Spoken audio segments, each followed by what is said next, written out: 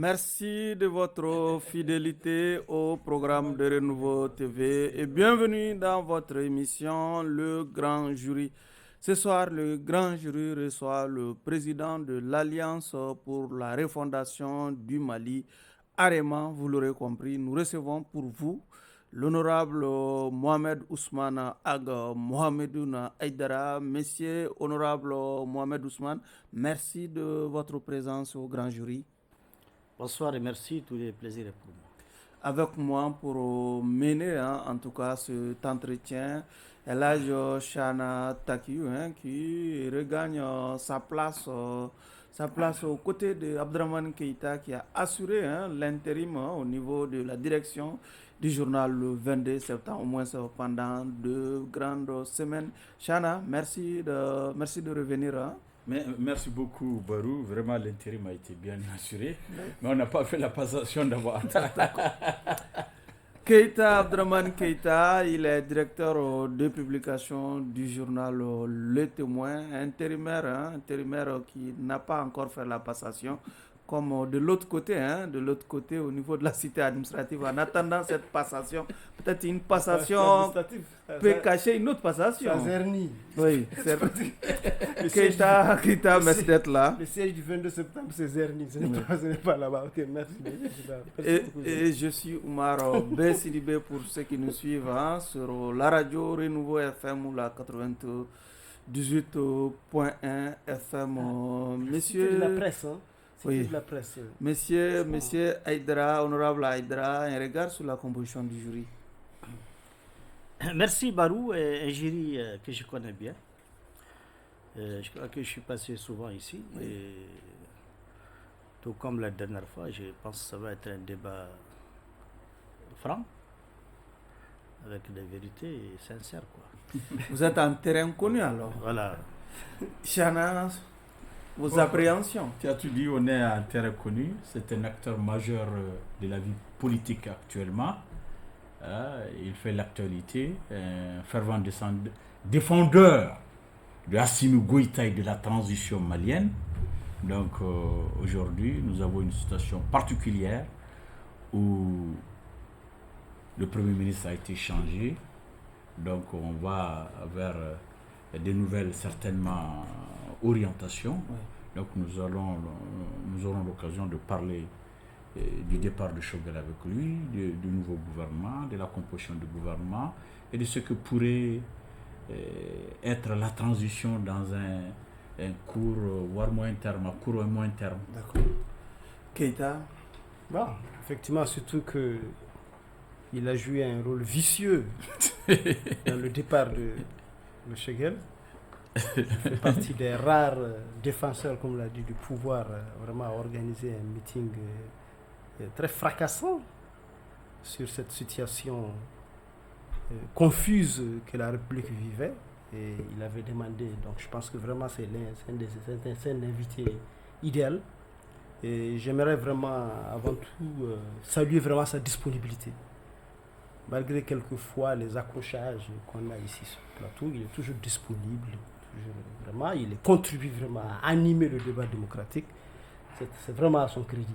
Il faut le noter d'ores et déjà que ça fait partie de ses atouts dont on tiendra compte tout au long et de ce surtout débat. Qu'il ne se laisse pas faire. Surtout dans le... Ouais, effectivement. Nous non plus, on ne va pas se laisser faire. En tout cas, bienvenue à toutes et à tous dans votre émission Le Grand Jury. Honorable, déjà, il y a quelques jours encore, vous appeliez au départ de ce qu'on peut appeler désormais l'ancien Premier ministre, Dr Choguel Kokala Maïga. Pourquoi avez-vous demandé son départ, vous, au niveau des organisations qui ont appelé à ce départ? Merci. D'abord, permettez-moi de remercier l'ensemble du peuple malien, à l'intérieur tout comme les populations établies à l'extérieur, de s'être mobilisés en rappelant à celui-ci, à la face du monde, que la transition malienne est populaire et que c'est encore la volonté du peuple qui est activée. Donc c'est en réalité la mobilisation, c'est le peuple. Moi je ne suis qu'un des éléments, mais c'est le peuple de Mali qui s'est mobilisé.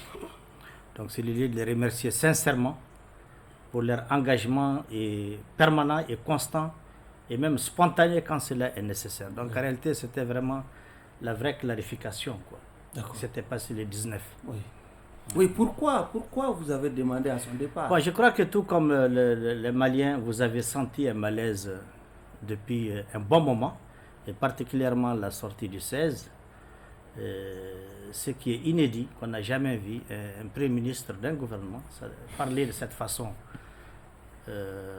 des autorités. Concrètement, qu'est-ce qu'il a dit? Qu'est-ce que vous reprochez Je crois qu'il a dit beaucoup de choses, souvent qui le fragilise lui-même. Un Premier ministre qui dit qu'il n'est pas au courant des actes qu'il lui-même il a posés, qu'il a contresignés.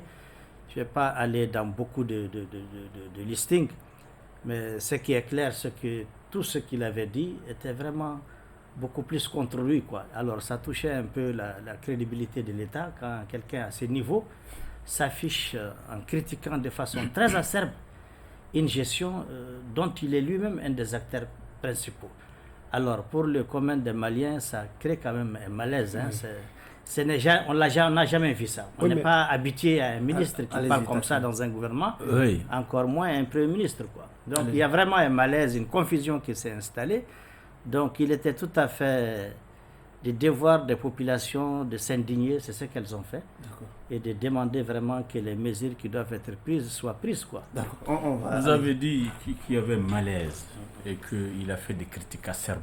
Est-ce que vous ne pensez pas que vous-même, vous avez fait des critiques acerbes au point que vous avez touché même la dignité du Premier ministre, encore qu'il était Premier ministre en fonction?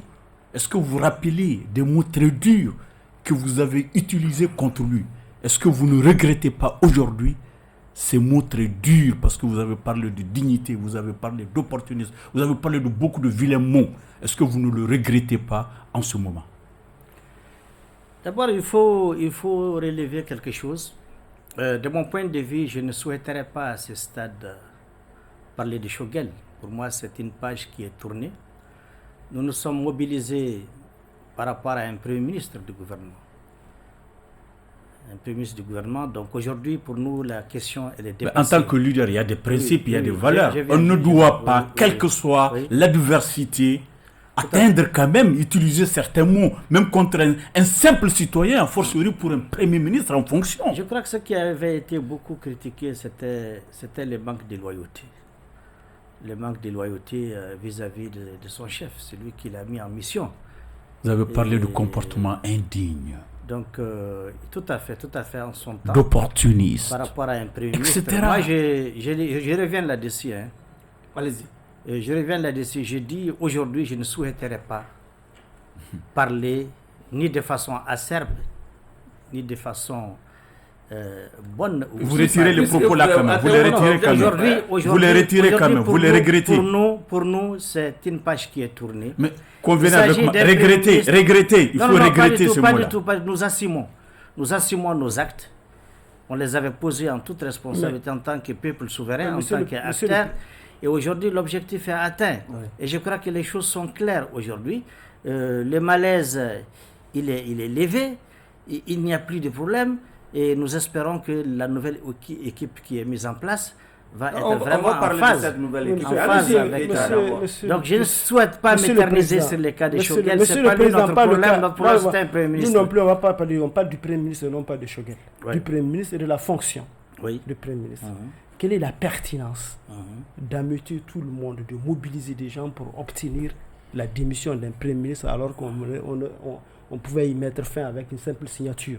Il n'y a pas eu de mobilisation pour pourquoi est-ce que... effectivement, vous savez, il faut comprendre le langage. Ce qu'on avait besoin. Vous savez, l'ancien Premier ministre ne s'est pas contenté de rester chez lui en tant que Premier ministre, un homme parlé. Il a organisé un cadre où il a appelé des gens dans un regroupement pour tenir tous les propos discourtois invraisemblable et en total déphasage avec la réalité. Mais d'accord, non, mais alors, est-ce que vous vous êtes senti visé par ces propos de Choguel, par exemple, quand il dit qu'il y a des personnalités qui ont... Oui, monsieur, s'il vous plaît, écoutez. Je n'ai pas terminé j'ai dit il a choisi un cadre où il a mobilisé. C'était pour faire passer un message. Oui. Il a choisi un cadre au CICB pour faire passer son message. Une façon de dire qu'il a une population qui vit ce qu'il vit. Alors, de notre côté, c'est une question politique. En tant que peuple, en tant qu'institution politique, nous avons le devoir de répondre et de démontrer qu'il s'est trompé. Ce qu'il dit n'est pas le ressenti du peuple malien. Donc, on l'a démontré suffisamment. Qu'est-ce que vous pensez de ces arguments?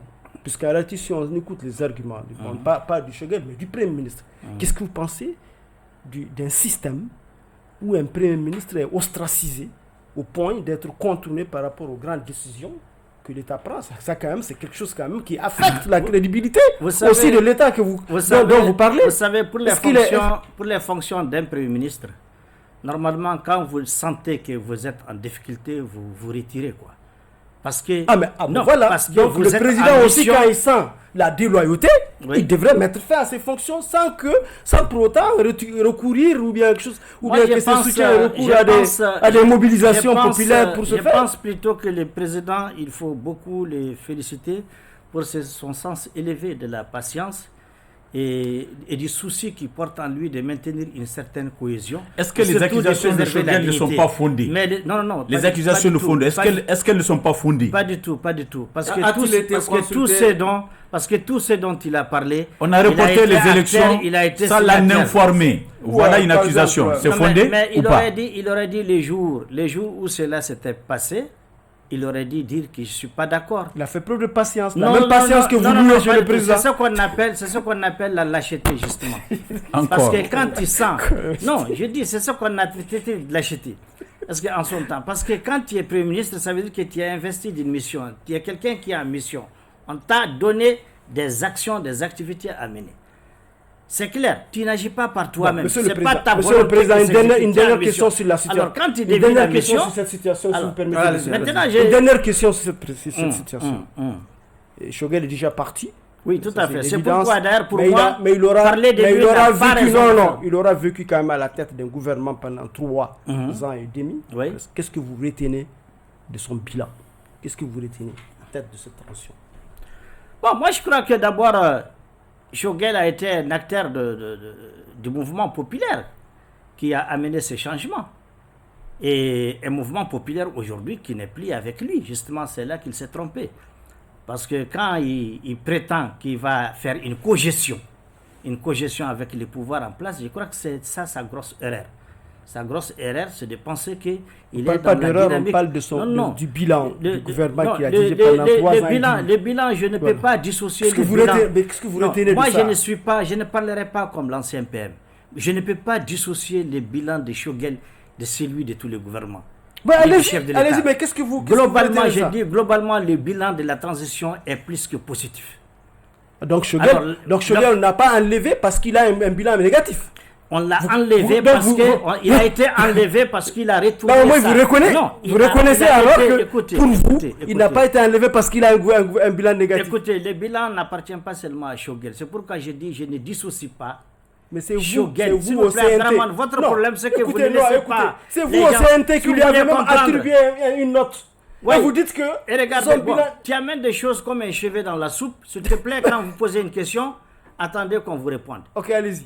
Ce que je voulais vous dire tout simplement, je ne vais jamais dissocier la part de Choguel et celle des autres acteurs de la transition dans ce bilan. Le bilan, il est plus que positif. Ce qui est arrivé, c'est qu'à un moment donné, on a eu l'impression, et finalement il s'est avéré, que l'ancien Premier ministre a changé de veste. Parce que les propos qu'il a tenus vis-à-vis d'une institution qu'il dirige ne sont pas dignes d'un chef de gouvernement. D'accord, allez-y. Et c'est extrêmement, Monsieur le Président, c'est extrêmement dangereux à ce niveau-là pour l'institution elle-même. D'où les mesures qui s'imposent. Et la première, c'était la réaction du peuple qui ne s'est pas fait attendre pour rappeler à l'opinion nationale et internationale que la transition malienne, elle est populaire. elle est suivie et elle est gardée Donc, vous par le le reconnaissez peuple. au moins d'avoir dirigé un bilan positif. Monsieur le Le Président, bilan, Il il a contribué à un bilan plus que jamais positif. Mais c'est les derniers développements de ses comportements aujourd'hui les traduisent comme étant un homme qui a changé Monsieur sa le veste Président. pour des raisons personnelles que lui seul il connaît. Monsieur le D'autres Président de disent que l'ARENA, des ambitions politiques. Arema, Ça, c'est Dieu qui le Arema, sait. oui. Arema, Monsieur le oui. Président de Arema, Tout à fait, oui. je voudrais savoir si votre parti fait partie de la centaine qui ont été créées après les assises dont a parlé Choguel. Je ne sais pas si c'est une centaine ou si c'est combien, mais notre parti, effectivement, a été créé Dans cette Courant la dans cette mouvance- transition pour répondre aux exigences du peuple malien qui a hautement décrié Oui. le comportement le de micro, l'ancienne s'il vous classe plaît. politique. Oui. Le peuple malien, dans sa entièreté, a décrié le comportement Donc, de la vous- classe politique. Donc, vous il dites y a que une Choguel volonté aujourd'hui. n'a pas menti à ce niveau. Non, il ne s'agit pas de dire qu'il a menti ou il n'a pas menti. Oui. Là où ce qu'il dit manque de cohérence, c'est quand il confond création des partis et réduction des partis. Les ANR ont demandé la réduction des partis, du nombre de partis. Au même moment, Et on là- en crée. Mais ce n'est pas interdit de créer. Parce que la loi n'a pas été C'est pas abrogée, un la loi de décret. création. Mais c'est l'esprit. Maintenant, ce qu'il lorsqu'on faut relever, demande la réduction, ce l'esprit, qu'il faut relever on doit dans pas cette en créer. affaire, Non, c'est que on doit c'est lui. modifier Oui. alors la loi d'abord. Ce qu'il faut relever, c'est que c'est lui qui a la responsabilité de faire des propositions par rapport à cet objectif de réduction des partis, en travaillant sur la révision de la charte des partis à travers un département qui est lui-même qui est à son niveau. Il n'a rien fait de signe, c'est là on n'a jamais vu une proposition dans ce sens. Donc on ne peut pas censurer des citoyens maliens qui sont déterminés à se défaire d'une ancienne classe politique totalement décriée, alors que notre constitution reconduit le multipartisme. Mais nous avons des devoirs quand même de mettre en place des nouvelles institutions saines. Vous et qui parlez reflètent- d'ancienne classe politique décriée. Est-ce que vous-même, vous ne faisiez pas partie de cette classe politique décriée parce Justement, que vous étiez quand c'est-à-dire même que- militant de c'est-à-dire la que CODEM? il faut prendre un peu le côté sociologique des choses. Nous avons tous été, y compris Vous n'êtes pas un homme neuf. Nous avons tous été, y compris vous, des anciens acteurs de certaines situations. Mais aujourd'hui, dans ces renouveaux-là, aujourd'hui, il faut mettre en place des nouvelles institutions. de tout l'État. Est-ce que tu vois? Voilà, donc des nouvelles institutions. Par exemple, aujourd'hui, si j'étais dans un parti fortement décrié dans l'ancien système, je serais mieux à l'aise aujourd'hui d'en créer un nouveau parti avec un 109. Monsieur le Président, venons-en au Et c'est passage. ce qui a amené tout Est-ce le que monde c'est un 109? Est-ce que ce ne sont pas les C'est un mêmes 109, acteurs tout simplement parce que de les anciens l'ancienne classe partis, politique qui viennent chez vous? les anciens partis, Comme vous-même, vous êtes ancien. Tout à fait. Vous êtes... les anciens comment on peut partis, dire ça? Recyclés. Voilà. Vous êtes recyclés pour les être anciens neuf. partis ont quelque part un grand problème. C'est que pour la plupart sont connectés à des trucs, l'international socialiste, et ainsi de suite, qui a des ramifications avec l'Occident par-ci par-là. Bon, nous on veut un peu se couper de tout ça. Si on revenait, pour si être on beaucoup revenait, plus si autonome on en revenait tant au passage, qu'institution si on revenait au politique passage, nationaliste. au passage de votre déclaration Oui. qui assimilait la sortie de Choguel Maïga à une atteinte au crédit de l'État. Est-ce que vous insinuez par là qu'il mérite d'être poursuivi au même titre que des gens qui sont incarcérés pour le même motif? Bon, je crois que sur cette question, il y a des institutions plus compétentes. Nous avons dit ce qui nous apparaît. Vous avez qualifié, vous n'avez pas laissé ces institutions-là de qualifier les il faits. nous Vous avez vous-même il qualifié. nous appartient pas de dire Non, mais qu'est-ce que vous voulez insinuer il par a- là en disant que c'est une atteinte au crédit de Non, l'État? lorsque vous L'atteinte dites- au crédit de l'État Mais- est un non. Mais C'est une infraction connue. lorsque vous dites que tout ce que l'État a fait, vous avez énuméré un certain nombre de décisions que l'État a prises. Vous les avez critiquées, y compris la question du report des élections. Mais vous avez touché au crédit de l'État. Vous êtes en train de discréditer un système pour dire qu'en réalité... Et si c'était ce vrai, qui s'est et si fait- c'était vrai tout ce qu'on dit, même Mais si c'est justement, vrai, c'est une atteinte au crédit. Mais malheureusement, c'est Il n'y a faux. pas la vérité du fait Mais attentatoire au crédit de mais l'État. malheureusement, c'est faux. Donc maintenant, il appartient à la justice d'apprécier cela. Sinon, le crédit de l'État, il l'a atteint. D'accord. Ça, c'est très clair. Selon Il a votre atteint, appréciation. c'est Selon votre comme ça. Ouais, mais appréciation. il faut toujours quelqu'un pour apprécier. Allez-y. Ça, c'est Oui, clair. mais, on va aller sur un autre chapitre, le chapitre de la réconciliation. Au niveau du département. Le Mali a désormais un nouveau gouvernement. Non, On va on va revenir. Oui, sur- mais il va le réagir temps, déjà le par rapport. Vous avez Donc, demandé. c'est Oui, Chana, vous avez demandé le départ de Choguel. Aujourd'hui, nous avons le général Abdoulaye Maïga, déjà réaction. Divaguer, là. Bon, je crois que le général de division Abdoulaye Maïga est un homme qui a été vu à l'épreuve. Hein. Il a été vu à l'épreuve d'abord dans le portefeuille qu'il occupait. Et je crois qu'il a apporté beaucoup de satisfaction. Et aussi, pendant l'intérimaire en tant que premier ministre par intérim, il a également fait ses preuves, y compris à l'international, aux Nations Unies et tout ça. Et en tant que parti politique, puisque c'est le ministère des tutelles des partis politiques, il a quand même cette capacité. Mais il n'a pas pu organiser les élections. Non, les élections, vous savez, l'objectif n'est pas seulement d'organiser les élections, c'est de créer les conditions pour faire Il n'a pas pu les créer non plus. Il y a beaucoup de choses à faire et beaucoup sont faites, il y en a encore à faire pour créer les conditions pour les élections. L'objectif, on n'a pas demandé une transition seulement pour faire des élections. C'est surtout ça. Non, pas surtout ça. Au contraire, c'est pour créer toutes les conditions d'une meilleure gouvernance. Vous avez créé un parti pour aller aux élections? Voilà, nous avons créé un parti pour aller aux élections, mais pas pour aller à la course pour les élections. Il y a des choses à soutenir, des réformes à faire, des choses qu'il faut faire, qui ne peuvent être faites dans une transition. Je n'ai pas besoin de faire un dessin, vous voyez ce qui se passe. Beaucoup de choses se font, qui sont dans l'intérêt d'une meilleure gouvernance. Donc je reviens au premier. Est-ce que toutes vos manifestations, ce n'était pas aussi pour faire le lit à cette arrivée de Abdoulaye Maïga, par exemple, comme semble l'insinuer l'ancien et le premier ministre partant? Bon, pas forcément. N'oubliez jamais que la décision de nommer un premier ministre, ça relève du chef de l'État. Donc on n'a même pas besoin à réfléchir à sa place. Nous nous sommes manifestés par rapport à l'ancien Premier ministre dont les actes ont suscité cette grande mobilisation. Qui vous a mis en mission, le président ou bien le général Abdoulaye? Bon, vous savez, il est temps que vous compreniez qu'aujourd'hui, le peuple malien n'a pas besoin d'être incité. Le peuple malien veille, il suit. Chaque fois qu'il y a une situation qui donne l'impression qu'on est en train de dévier ou on est en train de tatiner, le peuple se lève. Vous voulez me dire que c'est spontané? Exactement. C'est spontané parce que, par exemple, quand je vous donne seulement le cas de l'AREMA, j'ai pas suivi la vidéo de son intervention. J'ai vu sa déclaration texte. Dès que j'ai lu, avant de finir de lire déjà, j'ai commencé à rédiger le communiqué de condamnation de l'AREMA. Sans parler même avec certains responsables. C'est quand j'ai fini que j'ai commencé à envoyer les textes avec des collègues pour analyser. Avant de passer la parole, beaucoup... Donc c'est pour vous dire que ces réactions-là ne se font pas attendre. Ces réactions... Nous veillons à la bonne marche de cette transition. Et n'oubliez pas que l'AREMA est un parti engagé dans une approche doctrinale. Certains observateurs disent je vous aime bien quand vous la répétez avec moi. Certains observateurs disent que vous avez mobilisé beaucoup de scolaires ce jour-là pour grossir vos rangs. Bon, vous savez, même intercepté des lettres circulaires dans le directeur de CAP qui a adressé à des gens pour inciter à faire sortir les enfants. Bon, vous savez, tout le monde... Oui, mais je vais vous dire une chose. Si un directeur de CAP l'a fait, c'est peut-être un manque de professionnalisme. Mais ça ne peut pas entacher ce qui s'est passé. Les élèves, effectivement, on a vu, ils sont arrivés. Mais il fallait voir ce qui s'est passé après. Les élèves ont manqué de place. Ils sont même sortis de la salle. Et le CICB a refusé du monde jusqu'à la BCAO. Donc les gens se sont focalisés sur la trentaine. Quand on parle d'élèves, c'est surtout à Kita.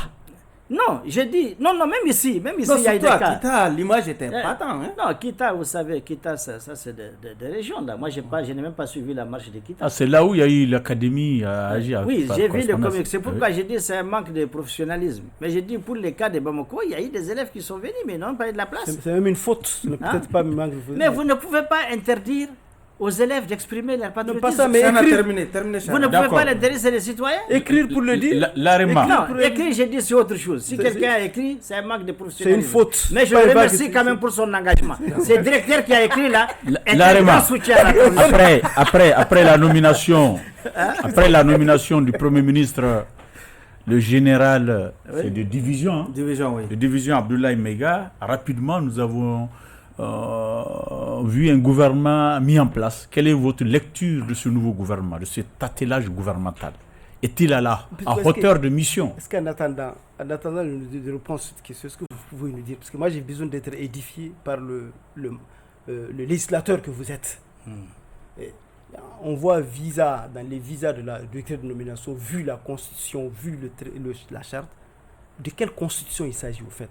Quelle est la constitution qui a été visée dans la nomination du Premier ministre? Si vous pouvez vraiment brancher les deux questions et nous édifier par rapport à ça. Dès lors que les chefs de l'État ont promulgué la nouvelle constitution, on ne peut parler de notre constitution.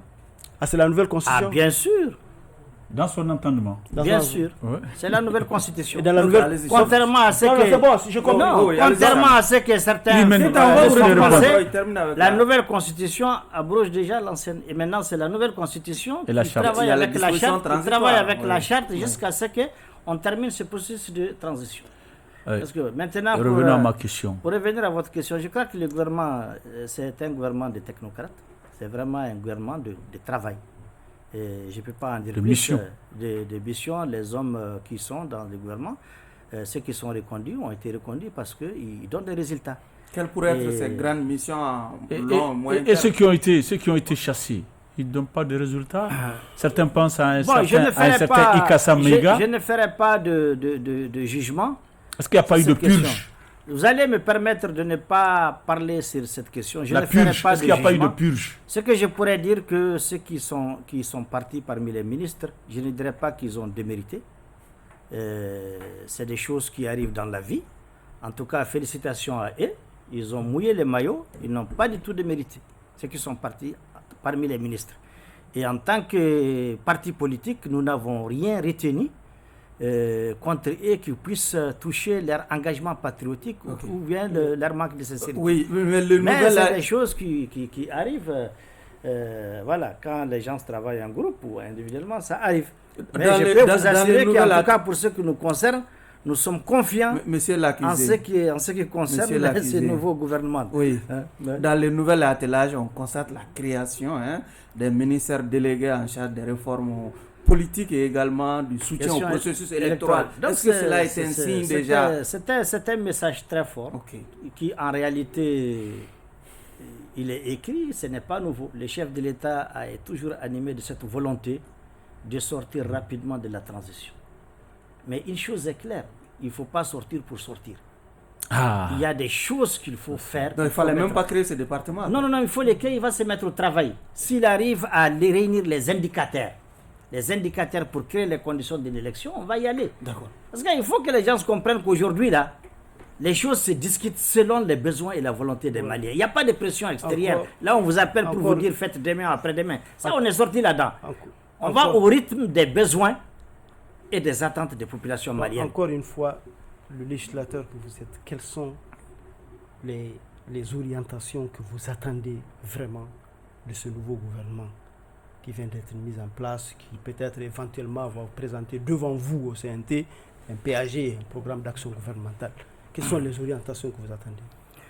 Je crois que déjà, le gouvernement doit forcément accélérer la mise en œuvre d'un certain nombre d'accords dont le peuple attend les dividendes, notamment les accords concernant l'énergie, les accords concernant la défense, la sécurité, les accords concernant la sécurité alimentaire. Et puis aussi la question des élections. Je crois que c'est sur ces questions-là aujourd'hui que le peuple est très regardant, mais il connaît la réalité, il sait que les choses sont difficiles, il sait que les choses ont besoin de temps.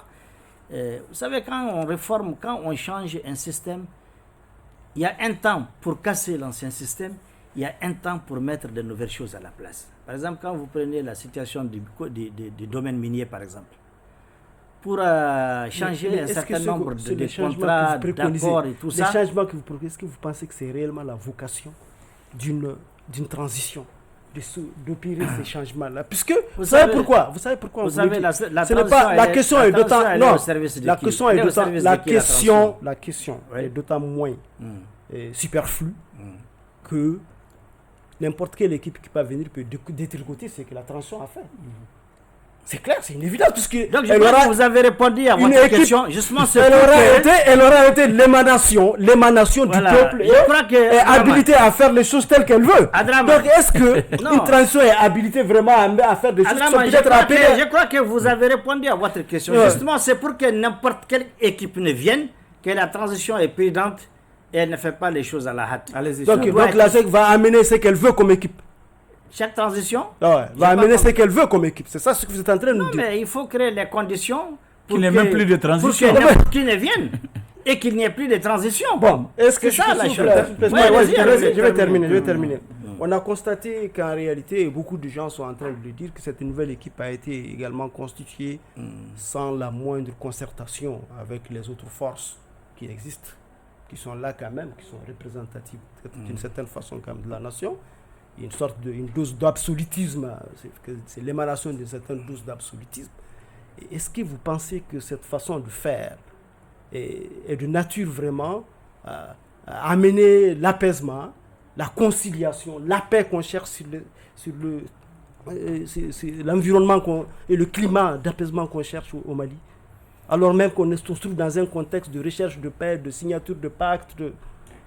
Pensez-vous que c'est... Je crois qu'aujourd'hui, la priorité pour la transition n'est pas de nommer tous les partis politiques, toute la société civile dans le gouvernement. On ne parle pas de nommer, pas de concertation. On parle de concertation. Les associer au moins. Écoutez, mais c'est de ça qu'il s'agit. Moi, je vais au fond. Il faut décanter. Je vais au fond de votre idée. Vous êtes allé, moi je vais aller au fond. Mais c'est ça, c'est quand vous parlez de concertation. Non, sans les nommer, il y a beaucoup de gens qui ont été concertés, beaucoup de forces ont été concertées dans ce pays, sans figurer dans le gouvernement. Voilà, donc vous mais quand même, ils savent qu'ils ont été concertés au moins et qu'il y a un certain respect, qu'on reconnaît au moins leur existence, on leur reconnaît une existence. Adraman. Mais cette fois-ci, on voit que non, on a l'impression qu'en réalité, il y a un certain mépris du fait partisan, un mépris de certains trucs qui est en train de se dérouler. Et je pense vraiment, ça nous amène à nous interroger si vraiment l'impact de tout cela... Qui va répondre à la question, Keïta? Je dis, moi, votre question, je l'ai posée à votre place. Je suis allé très au fond. J'ai dit, la transition n'a pas... Vous n'avez pas vocation à poser la question à ma place. Oui, mais j'ai ça. Mais vous êtes venu là-dessus parce que j'ai dit, la transition, ce n'est pas mettre tous les partis et la société civile dans le gouvernement qui est sa mission. Sa mission aujourd'hui, c'est de se focaliser sur les objectifs de la refondation et les objectifs des réformes qu'elle s'est assignée et que le peuple attend. Si on rentre dans des calculs, il faut prendre les X, il faut prendre Y. Non, le chef de l'État aujourd'hui est accrédité de la confiance de tout le peuple malien. Allez-y. Donc, il est... bien sûr, c'est le président de l'AREMA qui parle. À travers quelle expression, quel moyen d'expression? Il y a eu des votes pour l'accréditer de cette confiance. Mais vous n'avez pas vu les 19? Ça ne vous suffit pas? Vous voulez qu'on refasse encore un 21? Monsieur le Président, je reviens à la réconciliation que je voulais évoquer tantôt. Oui. Et le ministre en charge de la réconciliation, cet autre général, Ouagué, il y a quelques jours, sinon quelques semaines, sorti une liste de commissions pour des DDR, intégration, réintégration, tout ça là. Bon, est-ce que vous avez compris quelque chose dans cette situation? Je pense que vous avez compris quelque chose, mais beaucoup de gens n'ont pas compris, parce que j'ai vu, vous êtes l'un des rares partis politiques à féliciter le ministre pour cet acte-là.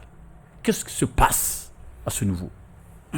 D'abord, il faut remonter un peu à l'histoire de ce processus. Tout le monde sait qu'on était dans un accord, l'accord d'Alger, qui désormais est caduc. Et cet accord prévoyait une des activités les plus importantes pour la paix, c'était le désarmement. Le désarmement qui, malheureusement, on n'a pas réussi avec l'accord à cause des interférences, des agendas sur lesquels les États sont divisés. Donc maintenant... Vous avez réussi que partiellement, puisqu'en réalité, il y a eu quand même... Keïta va répondre à la question. Au temps de Boubé, il y a eu quand même quelques intégrations. Vous avez réussi partiellement. Ouais. Donc ça n'a pas été du tout une réussite, de mon point de vue. Alors, ce qui s'est passé, c'est que l'accord est caduc, donc il y a eu le dialogue intermalien, avec l'engagement du gouvernement de poursuivre les actions pertinentes de l'accord.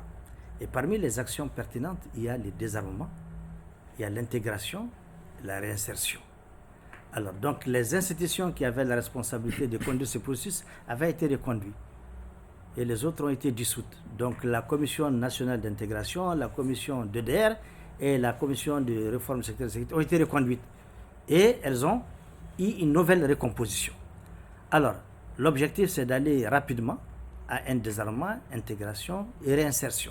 Qui on va désarmer, intégrer, réintégrer, étant donné que les vrais combattants ne sont pas là, ils ne sont pas dans le processus de paix. Ils sont à Tinzawatan, ils sont dans le Tagargaret. qui est-ce qu'on va intégrer? C'est les gens qui sont là à Bamako qu'on va prendre pour intégrer. Et ceux qui détiennent les armes ne sont pas seulement que des gens qui sont en train de combattre le Mali. Et même ceux qui combattent le Mali, plusieurs aujourd'hui parmi eux, ceux qui, entre guillemets, combattent le Mali, ont connu beaucoup de défections. Il y a beaucoup de gens dans les rangs qui n'ont pas obéi à leur ordre et qui attendent tout simplement ce DDR pour se débarrasser des armes. Sous quelle bannière? Mais vous savez, les DDR, selon les normes internationales, vous êtes armé, même individuellement, vous venez, vous désarmez. Si un processus est engagé, il n'y a pas de groupement. Ça concerne les détenteurs d'armes. Donc vous venez, vous êtes désarmé, vous êtes soit réinséré ou intégré. Ça, c'est un droit, c'est connu. Donc vous n'avez pas besoin d'avoir une appellation. Alors, par contre, ceux que vous appelez qui ne sont pas là, ils seront combattus, comme ça se fait tous les jours. Et tout en rappelant que la porte du dialogue n'a jamais été fermée. Seulement, il y a des principes. Il y a des principes aujourd'hui que l'État du Mali aujourd'hui, dans toute sa souveraineté, a décidé que désormais, ça va être une discussion intermalienne. La main est tendue, ils n'ont pas répondu à la main. Ils obéissent plutôt à d'autres personnes qui leur chuchotent, qui leur disent ne partez pas, attendez-nous. Bon. Vraiment, il est temps que le Mali sorte dans ça. Vous avez un problème avec votre pays, le pays attendait la main. Venez, si vous voulez venir, vous voulez intermédiaire, appelez Chahana, c'est votre voisin, c'est votre frère. Dites-lui, écoutez, nous on a vraiment envie de bénéficier de cette paix. Et Chahana, en tant que notabilité, il va faire les démarches pour dire, bon, il y a des frères qui m'ont appelé pour dire qu'ils veulent être dans le dialogue intermédiaire. Mais ils n'ont pas fait ce choix. Ils ont préféré se réfugier dans des pays d'autrui, les services de renseignement des pays qui sont dans la défense de leurs intérêts, leur chuchotent pour dire, bon, écoutez, on vous a appelé, mais ne partez pas, il faut attendre que nous, on passe devant vous. Ouais, on n'est pas dans ça. On a bien compris. Donc, tous les problèmes arrêtent. Donc, c'est-à-dire que si vous avez compris, moi, je m'adresse à une opinion plus large. C'est tout on a une question de temps aussi pour cette opinion. Parce que les gens pensent que, les gens pensent que l'État du Mali a fait le choix du tout sécuritaire. Oui. Et ce qui n'est pas vrai. Le chef de l'État a fait le choix du dialogue intermalien et même demain, la main est tendue. Alors qu'ils la prennent et qu'on bâtisse notre pays. Ouais. Ce n'est pas une main invisible quand même.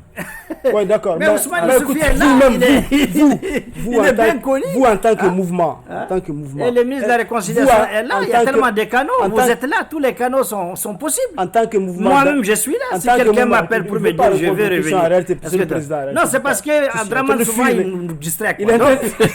J'ai l'impression qu'il ne veut pas. Allez-y, je vous il est en train de fuir les questions. Ne le distrait pas. Allez-y. Des questions. Vous, en tant que mouvement de l'inclusivité, comment est-ce que vous êtes en train de vous préparer à ce désarmement et dans quelle mesure vous êtes en train de le faire et quel est le risque pour vous de désarmer pendant que ceux-là dont Chana a parlé ne sont pas en train de désarmer? Parce qu'il y a aussi cette truc-là, parce que les mouvements sont armés très généralement, parce que d'autres mouvements sont armés. Nous sommes confiants en notre armée nationale. Le désarmement, l'objectif c'est quoi? C'est de renforcer nos femmes.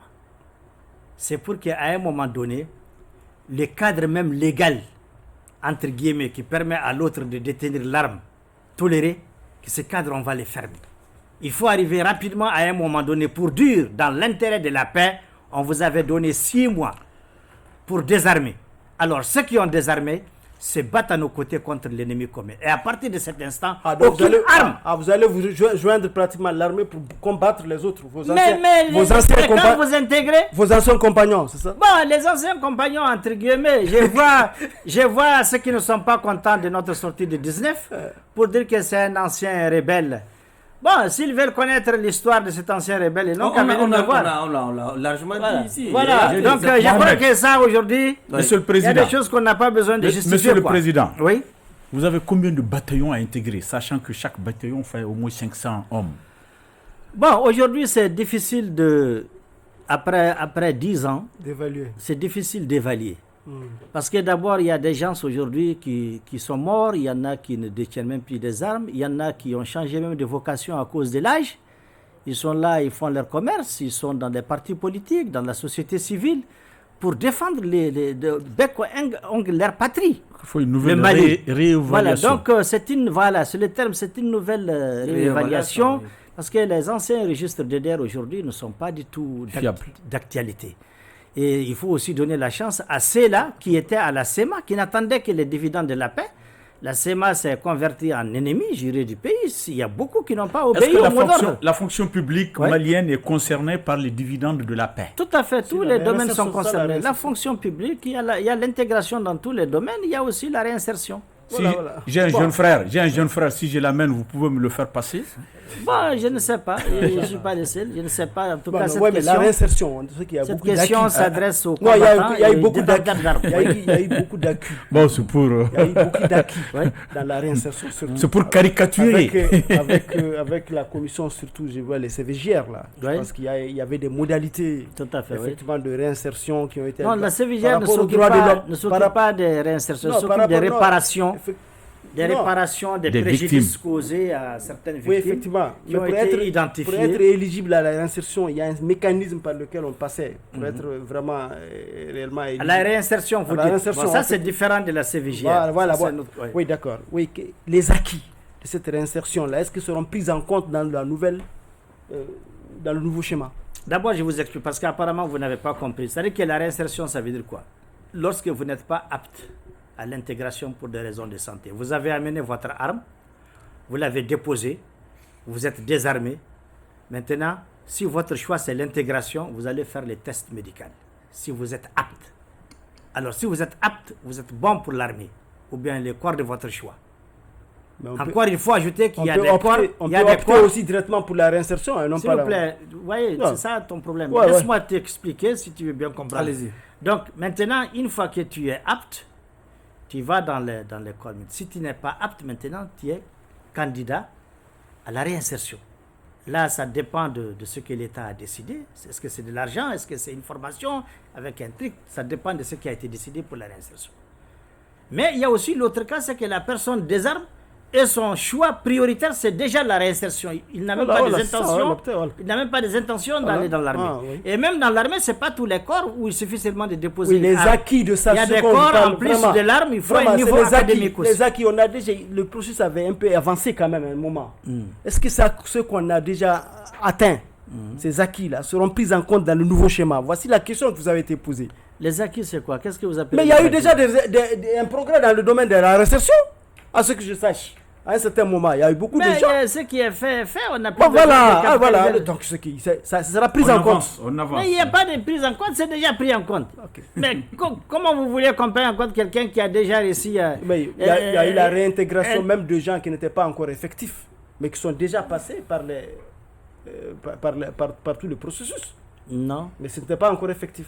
Non. Si? D'accord. Tous ceux qui avaient passé au test là, sont intégrés et ils sont même au front en train de faire la guerre contre les... Allez-y, Chana.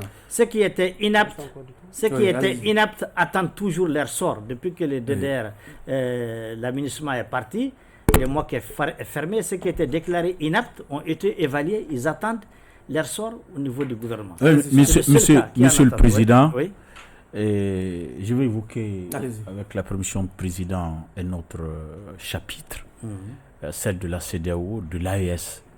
Bientôt, ça serait notre sortie de l'espace CEDEAO. Tout à fait, oui. Avez-vous des inquiétudes? Non, pas du tout. Expliquez-vous. Pas du tout.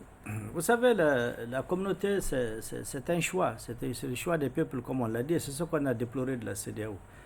La CEDEAO, ça ne sert à rien de revenir là-dessus. Elle ne nous appartenait plus. On ne la maîtrisait plus. Alors, il s'est passé beaucoup de choses. On l'a maîtrisée avant?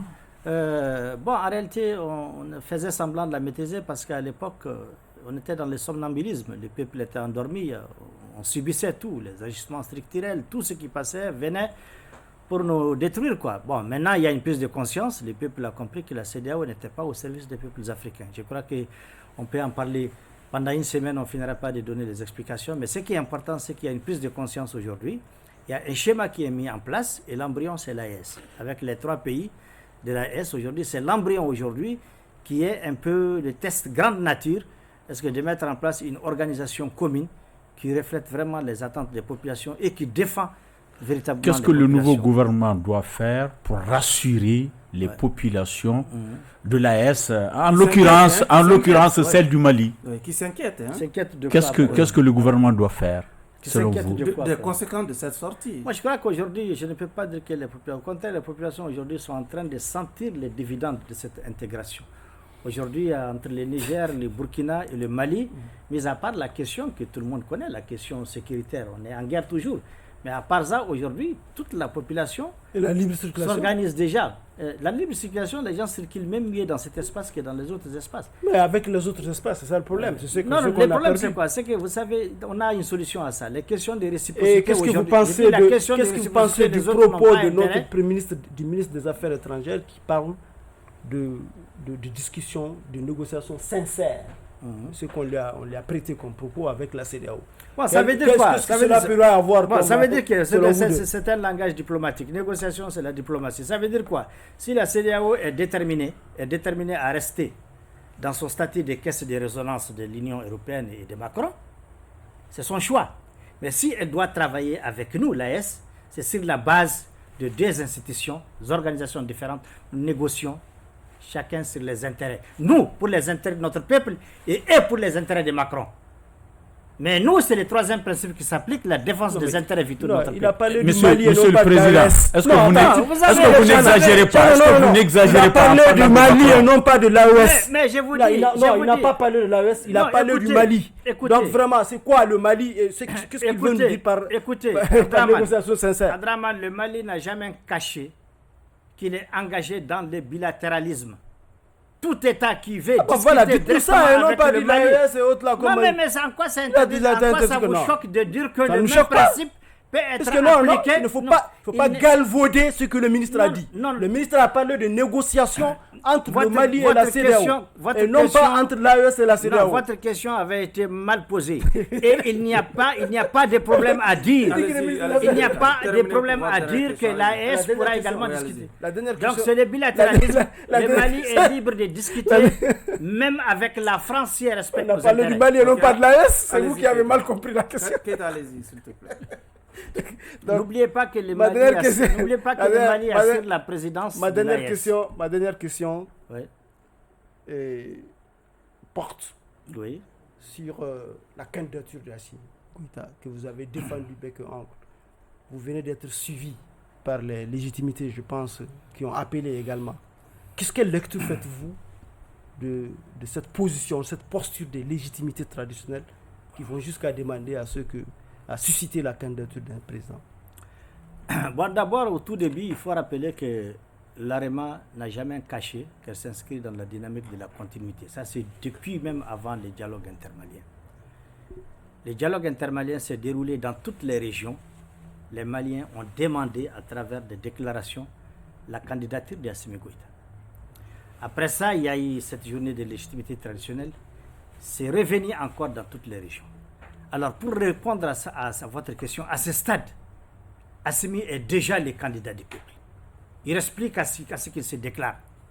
C'est tout. Mais le problème, c'est quoi? C'est qu'il n'y a pas longtemps, on nous disait que les légitimités, telles que les chefs de village et autres, n'ont pas le droit de faire la politique.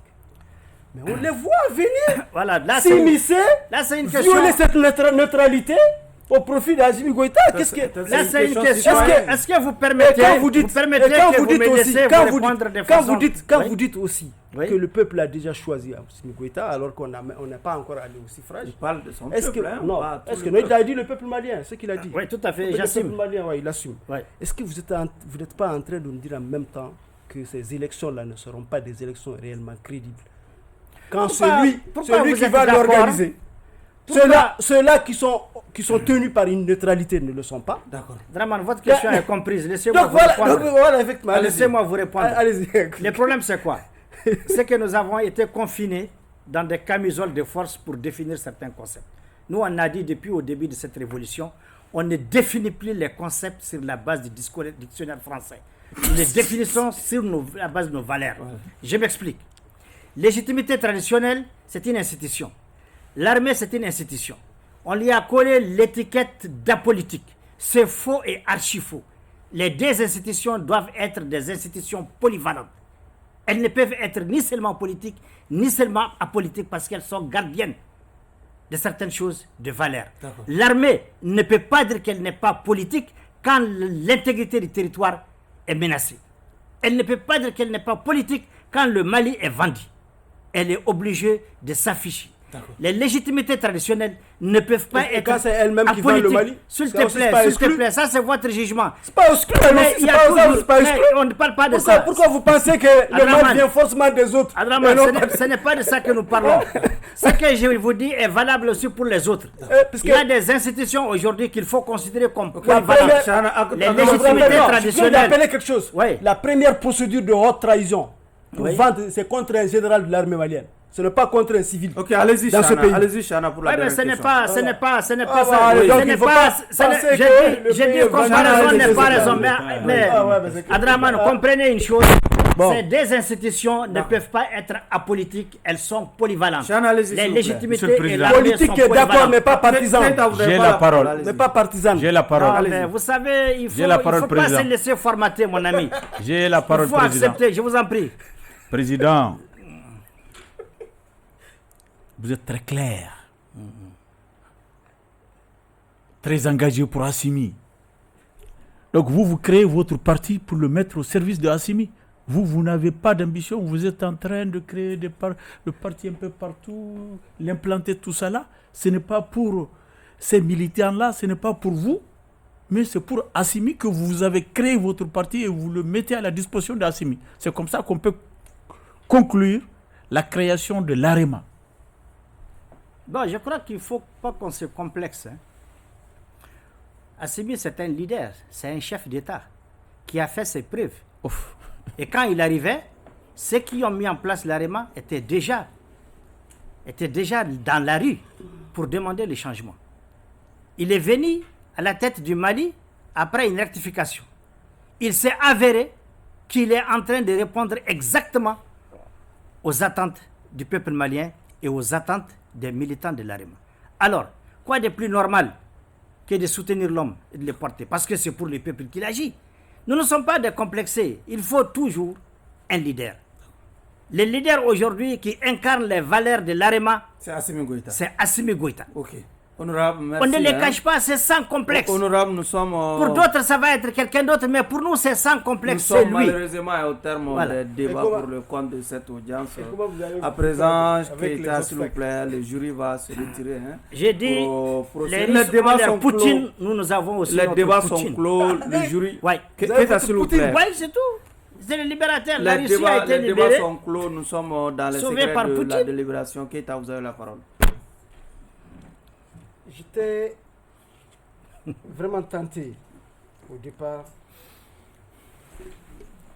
et animé de la volonté de laisser passer mon ami aujourd'hui sans anicroche pour sa disponibilité, pour c'est vraiment son engagement, son esprit, son état d'esprit que je croyais démocratique. Puisque pour moi, quand on participe à l'animation du débat, c'est parce qu'on est démocrate. Mais j'étais un peu déçu par ces derniers propos qui viennent comme par une certaine ardeur iconoclaste, tout détruire, comme si la démocratie n'existe pas, comme si la démocratie n'est pas affirmée et réaffirmée dans les textes même aujourd'hui qui gèrent encore le Mali. Ce qu'il évoque comme droit, comme armée politique et autres là, d'accord, tout le monde sait que l'armée est politique puisqu'il garant du caractère républicain, ça c'est une évidence. Mais ce n'est pas pour rien qu'on a mis des garde-fous pour que l'armée ne soit pas partisane. Parce que si l'armée est partisane, c'est très dangereux pour un pays. Elle connaîtra l'effritement que le paysage politique aujourd'hui est en train de connaître, ce dont on n'a pas besoin. Donc ceux qui ont conçu ces aspects-là, que vous ne reconnaissez pas aujourd'hui, que vous rejetez, qui vous semblez vraiment bouleversés, savent pourquoi ils l'ont fait. Et je trouve mon ami un peu trop dangereux pour la démocratie, très sérieusement. Mais je reconnais aussi son courage de reconnaître, d'assumer ses idées. C'est pour cela que je ne vais pas le condamner directement. Et je vous demande, Monsieur le Président, de lui infliger un sursis.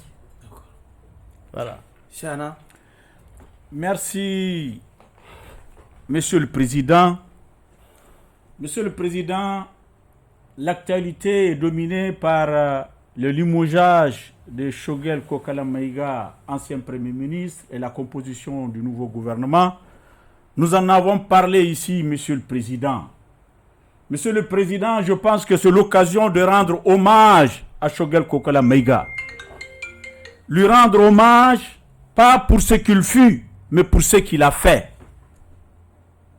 Notre invité vient de reconnaître que le bilan est plus que positif et que Choguel en est comptable.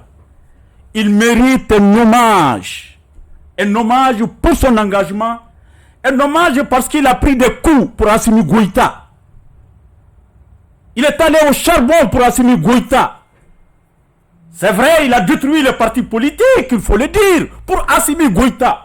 Malheureusement, à la fin de la mission, il n'a même pas eu droit à un merci de la part d'Assimi Goïta. Oh, la politique diantre. Pas un hommage. De façon républicaine, généralement, quand un Premier ministre, on le limoge ou quand il démissionne, le président de la République fait une lettre pour le remercier pour les bons et loyaux services rendus à la nation. C'est l'expression consacrée. C'est républicain. Ça n'a pas été fait. Ce n'est pas normal. Monsieur l'invité a attiré l'attention de notre président Assimi sur cette situation. C'est vrai, la séparation a été douloureuse. Mais on doit pouvoir se retenir. L'orgueil, ça tue. Oublions l'orgueil, pensons au Mali, pensons à la République. Oui, Choguel mérite un hommage. Un hommage à appuyer. Monsieur le Président, cela dit, je pense que notre débatteur, comme toujours, s'est assumé. Il a montré son visage avec courage, avec abnégation. Il soutient Assimi Goïta. Il soutient la candidature d'Assimi Goïta. Il ne tergiverse même pas. Il ne tergiverse même pas sur cette question d'Assimi. C'est un choix. On ne peut pas l'en vouloir parce qu'il choisit un général, un militaire comme candidat. Malgré qu'il est président d'un parti qui a pour ambition de diriger également le pays. C'est critiquable, mais c'est un choix politique, Monsieur le Président. Monsieur le Président, Abderrahmane a parlé de sa disponibilité qui a salué. Une très grande disponibilité parce qu'il participe au débat démocratique. Quel que soit ce qu'on peut reprocher à notre invité, il accepte le débat. Il dit ce qu'il pense. Il prend des coups. Il en donne également, Monsieur le Président. Il en donne également. Et je suis d'accord avec Abderrahmane que le format dans lequel nous sommes, le format de la démocratie, des principes démocratiques, des principes républicains, de certaines valeurs, aujourd'hui, notre invité veut les bouleverser. Oui. Il veut même donner de nouvelles définitions à des mots définis par le dictionnaire. Cela n'est pas admissible pour nous autres. Nous ne sommes pas dans le même format que lui. Nous ne pouvons pas accepter ce renversement, ce chamboulement qu'il veut expliquer ou nous imposer. Non. Mais, Monsieur le Président, vraiment, malgré cette distance, la différence de compréhension qu'il y a entre nous, je pense que nous devons être tolérants à son endroit. D'accord. Être tolérant et encore que c'est mon beau-frère. Et pour cela, je ne peux pas le condamner, Monsieur le Président.